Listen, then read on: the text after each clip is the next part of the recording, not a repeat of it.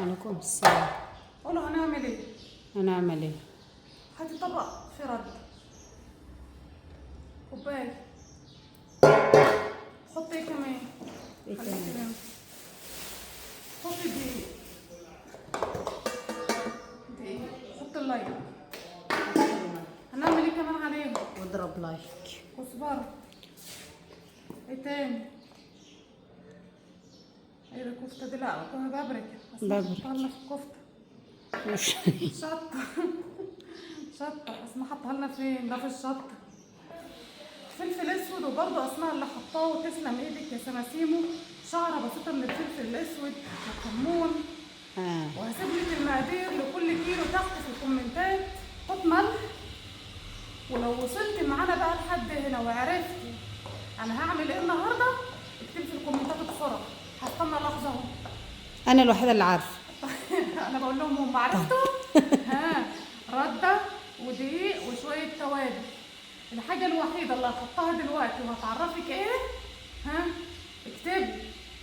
ماشي، ما علينا. بهارات كبده، رشه بسيطه. اظن عرفت احنا هنعمل ايه. الكلام الجميل ده مع بعض بقى هنقلبه كده. قلب قلب. وبعدين وانت بتقلبي يا غاليه صلي على الرسول صلى الله عليه وسلم، واركني الكلام الجميل ده مع بعضه.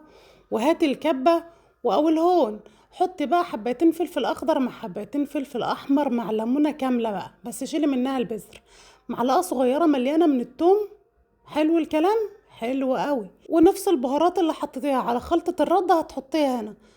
معلقه صغيره مليانه من الملح، نص معلقه من الكمون، نص معلقه من الكزبره، ربع معلقه صغيره من البابريكا، والشطه اختياري، ورشه بسيطه جدا من الفلفل الاسود. وحطي بقى نص كوبايه من الميه. وفي الكبه بقى بعد ما تحطي معلقه كبيره من الخل، اضربي الخليط ده كله مع بعضه، نعميه كده. عايزين الفلفل بالثوم بالمكونات دي كلها تتضرب كويس قوي مع بعضها. نضربها ضربا مبرحا ونرجع على طول. ادعي لاخواتنا في فلسطين ربنا ينصرهم ويفك كربهم يا رب. وينصر الاسلام ويعز المسلمين في كل مكان. فضي بقى مكونات التتبيله في طبق وزوديها كده شويه ميه وقلبي كويس يا ست الكل. ظبطي ملحك، ظبطي خلك، حطي كمان رشه بسيطه من الخل، شويه من البابريكا كده، وشويه من الشطه يدونا ايه، لون كده، يعني الميه بتاعتنا تكون دي محمره شويه. خلاص، بص شكلها من قريب عامل ازاي يا سيدي على الجمال، ولا ريحه التتبيله دي خطيره. يلا بينا على طول بقى. معانا كبده بلدي الجزار قطعها لنا شرايح بالشكل ده، وهتقلبي بقى شرايح الكبده في الرده حلوه قوي بالطريقه دي. وعندنا منخل، ما عندكيش منخل في اي مصفى، ما عندكيش بايديكي كده. طلعي بقى الردة الزايدة بالشكل ده. وعلى طول بقى هتكوني حاطة طاسة على النار فيها كمية كويسة من الزيت علشان تقلي بقى الكبدة. هتاكلي كبدة مقلية ما اكلتهاش في حياتك قبل كده. ما تقوليش كبدة محلات، ما فيش محل بيعمل كبدة مقلية اصلا. انت هتعملي لا، ما فيش محل بيعمل كبدة مقلية بلدي يعني. مصر مليانة محلات كبدة مقلية بس مش بلدي. تعالي بقى انت اعملي البلدي بايديكي، والبلدي يوكل.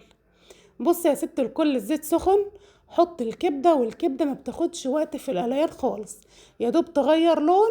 عد من 1 ل 12 وطلعي الكبدة على طول. ويا سلام لو الجزار مقطعهالك شرايح رفيعة. الجزار اللي قطعها لنا يعني بصراحة مش لزوم، الراجل عمل اللي عليه زيادة، لان احنا كنا مودين له اصلا الكبدة فكة شوية، فهتلاقي فيها كام قطعة سميكة شوية كده.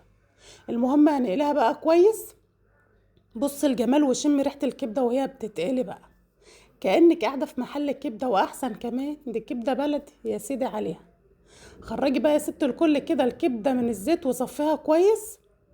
ما تنسيش بقى التتبيلة اللي احنا عملناها، تتبيلة كده لوحدها حكاية. هقلي كل كمية الكبدة بنفس الطريقة. وجنبي بقى المصفى، الكبدة اللي بتتقلي بخرجها على طول في المصفى. والكبدة سخنة بعمل ايه، هاخد بايديا كده زي ما انتوا شايفين شوية من التتبيلة على الكبدة وهي سخنة واقلبها في بعضها. يا نهاري على الريحة، والله العظيم يا جماعة الريحة خطيرة، جربوها بنفس الطريقة. كبدة مقلية بتتبيلة تحفة. دلوقتي جاهزين ان احنا نغرف الوجبات بتاعتنا النهاردة، وكانت سهلة جدا جدا وبسيطة. ولو وصلت معانا لحد هنا ولسه ما حطيتيش اللايك وكتبت لي كومنت كده، يلا مستنية ايه؟ بصوا احنا بنوزن الكبدة علشان ما نظلمش حد بصراحة. كل طبق هنحط فيه كمية مناسبة من الكبدة، وشريحتين 3 من البطاطس المحمرة، شريحتين 3 من الخيار، وعلبة طحينة. يعني بصوا وجبة سهلة وبسيطة وسريعة، يعني بألف هنا وشفا. وعلى الطبق ده حطينا لكل واحد 4 أرغاف عيش، العيش صغير كده. ان شاء الله كده يا رب تكون وجبة مشبعة، وتكونوا استمتعتوا في وصفة الكبدة معانا النهاردة، واستنونا في حلقات تانية ان شاء الله، ومع السلامة.